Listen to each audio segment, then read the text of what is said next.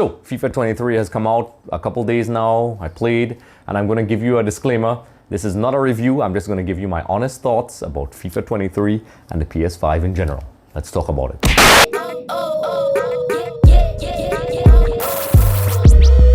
Hey everyone, welcome to another edition of Extra Time TV, and I really appreciate the support for our different dynamic and how we're doing things, and especially this this format that we're taking where we're just talking about products and just trying to help people in the niche that is the EXTV environment, which is talking about football and football related stuff. We don't only just talk about football stuff, we also talk about cricket and other things. You can check out our CPL videos for those who follow the CPL, and also head over to our website, which is going to be relaunched soon. We have a lot of articles there, and also thank you for supporting our recent videos when we talk about these products like this Argentina away jersey that's going to be used at the World Cup 2022 in Qatar. I did a review. You can check that out in the link in the description below. And for those of you who already supported and are giving questions and comments, I really appreciate that, and I continue to really feel inspired by this. So for those of you who want to buy this and the PlayStation and things like that, I'll put links in the description below so you can get straight to it, and we can join in the conversations or not. But I just want to say thank you for all the support. We're here at EXTV Studios, and it really means a lot. So today, this is not going to be a review. Yes, I said what I said. It's not going to be a review because there's lots of guys who do the reviews online, and I'm not going to do that, and gals and people. And I'm just going to talk about my general thoughts as a normal guy who's been playing FIFA my entire life. And this is this latest version. It's a bit of a bittersweet version of the show because this will be the last version of FIFA. What do I mean by that is that for those of you who don't know, there was a very ugly separation, apparently, a breakup between EA Sports and FIFA. It seems as if they are no longer going to work together, and this will be the last version of FIFA. So, FIFA seems like they, decided this version they're going to go all out. The game, I know a lot of people have been arguing over the years that it's kind of like a copy and paste of the same game. I understand why they say that, but I don't entirely agree. I see the changes they try to do, and perhaps, and some will disagree with me, maybe we've been a little bit spoiled. I mean, I played FIFA when the players looked like blocks running across the screen, like on the Super Nintendo all the way to the PC. Yes, I've been around that long to what it is now. So I appreciate the progression, and sometimes maybe we have to step back a bit and realize what we do have. But that's a whole other discussion. That's a more philosophical discussion. But the game itself, I didn't get a chance to go through all the features properly, which is another thing I have. We have these people who get paid by the various companies to review the games. And I honestly don't know how they go through all the features of the game to give those honest opinions. That's for them to really do it. As a normal guy who plays this game, it's very difficult to do so. There's a lot of mode, there's a lot of things that you don't see until maybe a couple weeks into playing, unless that's your thing and that's what you do, which is fine. I'm not one of those people who bash gamers because I'm one of them. There's people who obviously are way more hardcore than I am. But, the game itself has a lot of variations of the new modes. For example, the gameplay itself feels a little bit different. They give you some nice tutorials, which I think is very good. I think people who work and play football will appreciate some of the things that they're doing. For example, those of you who don't know, I work with my national team for my country. I've worked in sports, played a little bit at university level, and even recreationally. Anybody who plays could appreciate some of those things where there's some little tutorials where they actually kind of give you the idea where to position yourselves and whatever. And I'm not going to go through all the features because that's for the other people to do. I'm going to talk about my opinions, and but that's something I liked. In the career mode, I think there's an option where you could play as with Ted Lasso and his team, which is hilarious. I think that's a nice little touch. I think it's hilarious. I like it. It is what it is. Some people don't care. It's, some people like FIFA Ultimate Team. They buy the game just for that. I've been playing the game for years, and I do play FIFA Ultimate Team, but I only recently got back into it, and if I'm being honest, I'm not in it as much as other people. I actually love the career mode, and I love playing with the coaches and trying to build a team and just have fun and have that experience of being a coach. And then, I'm actually on a national team, so it feels a little bit strange. But for those of you who want to buy the game, I guess I'll put a link in the description below so you can just go straight to it and get it. It feels a little weird because when I did discussions in the past, I would have a physical copy of the game.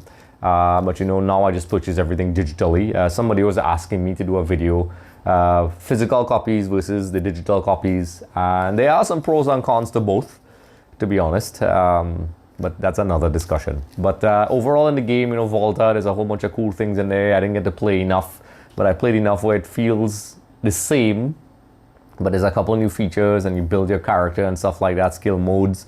The career mode has a bit more cinematics and so on. They introduce a lot of the women's football, which I played just because I wanted to see what it's like, but it's not something that interests me. The female players who play this, you could let me know what you think in the comment section below, what you think about that. I have no issue with it, to be honest. There is women's football. It's a big deal. I work on the women's national team for my country, so it makes sense. It makes sense. But overall, I would say the game there's things I like. Like I see the improvement. They mentioned that the goalkeeper has the fingertip stuff, which to the casual viewer may not seem like anything, but the defending, I like it because to me it shows you in the past, and they keep improving it every year. And a lot of people don't like this, and I know that. I could understand why as a gamer it is frustrating, where you're used to just that one bottle tackle that helps you get the ball, but now you have to time it. It's just like you would in real life. You can't just stick your feet out and overcommit the tackles. You have to really time and get it right. You can't just slide in. You have to really know what you're doing, because if you overcommit, your body is in the position, and that's what happens in real life if you do that. You just get turned and left for dead, and that's something I appreciate in the game. I also think there's a new shooting mode where you could power up. I haven't really used it in my gameplay yet because I haven't gotten used to it yet. I don't feel the need to use it, but maybe as I play a little bit more and I play online. The career mode feels pretty much the same. I like the career mode. That's my favorite thing about FIFA. Yes, the post-match conferences get a little redundant after a while, but guess what? That's how it is in real life. That's exactly how it is.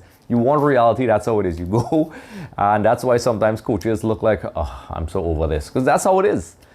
So I think there's aspects in this game for myself that I like, and I think it's a good addition to the game. I have to admit that outside, maybe playing online, the online seasons, and maybe playing people in the career mode, or maybe just having my boys over and playing some games, that's the appeal I have. And I love football. So, I would just play just for the sake of playing it. I love the Argentina national team, Inter Milan. That's my thing. And like I said, as you're probably listening, you're realizing this is not a review, which I said a million times. This is just my honest thoughts on the game. And also, the PS5, the graphics look amazing. I'll give them that. It looks really good. For those who nitpick, there are probably things that they don't like. I know some people nitpicking the fans. Let's be honest, who looks at the fans, really? I mean, it's compared to what we had years ago where you had like these little blocks. I mean, come on, it's crazy. I think it's fine. I think visually it looks great. It's not a massive jump from the previous one, but you see, for those who pay attention with the jerseys, the grass. I noticed the grass looks like grass. There's consistency when you slide around on the pitch that it stays for the entire game. I think maybe it was like that before, but to me it's way more noticeable this time around. The game controls, as I said before, it's a little bit slightly different with the movements. You could physically try to outmuscle players. I like to shield and pass the ball and things like that. So it's something that I like in the game. The things I don't like is that the commentary, and this is me nitpicking because it's not that bad.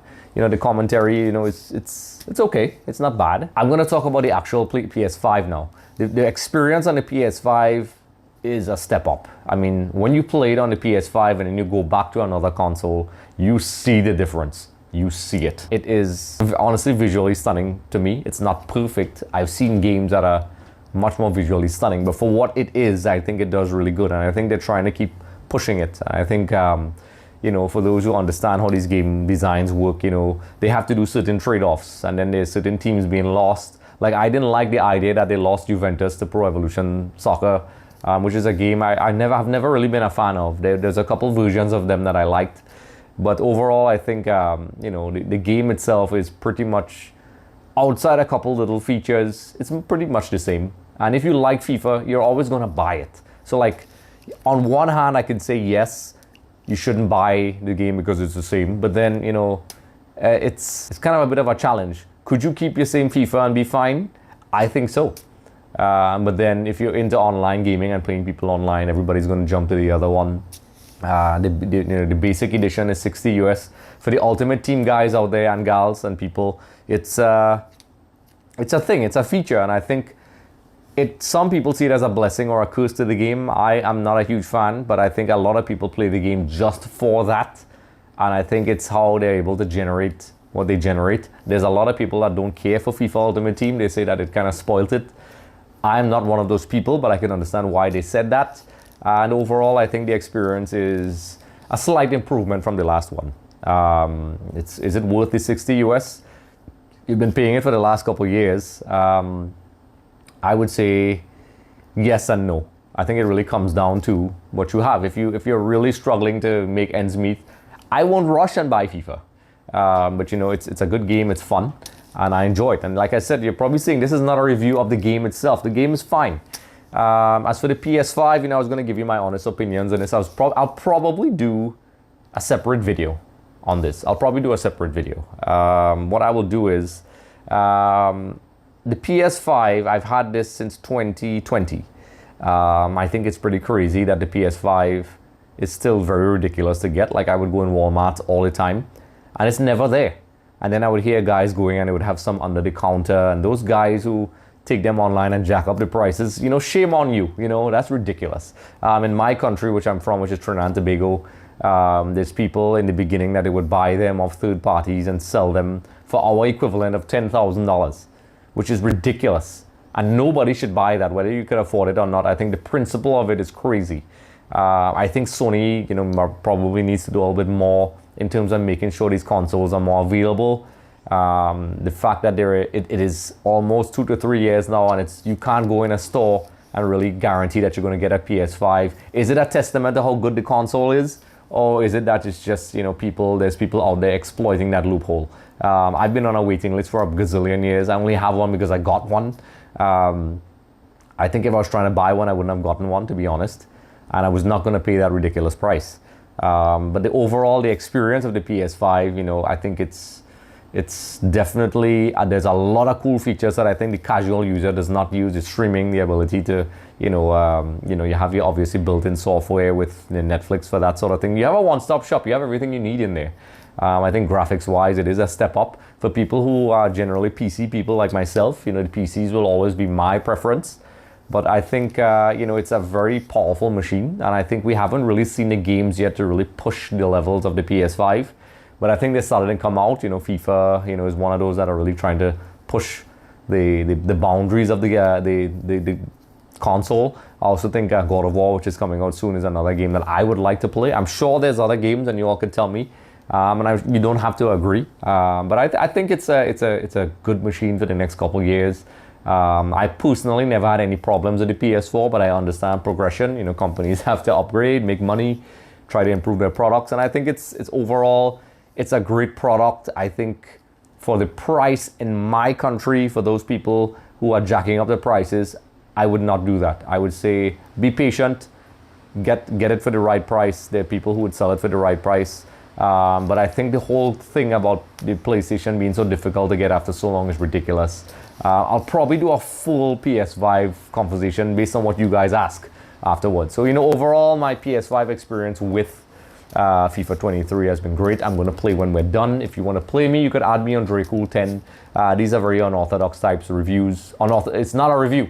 It's really just my reactions about these things. So I'll put some links in the description below where you can get the controllers, this jersey, and, you know, the PS5 below. And let me know your thoughts. Let me know your thoughts about that. So once again, this is Andre Soklal of EXTV. Yes, I have platinum here. Don't ask questions you don't want to get the answers to, folks. So like I said, don't forget to like, subscribe, comment in the comment section below. If I'm sounding tired, it's because I am tired, because I'm doing a lot of work, but I love it and I'll continue to do it. And I really appreciate the support. Continue to comment in the comment section below. And, you know, do me a solid.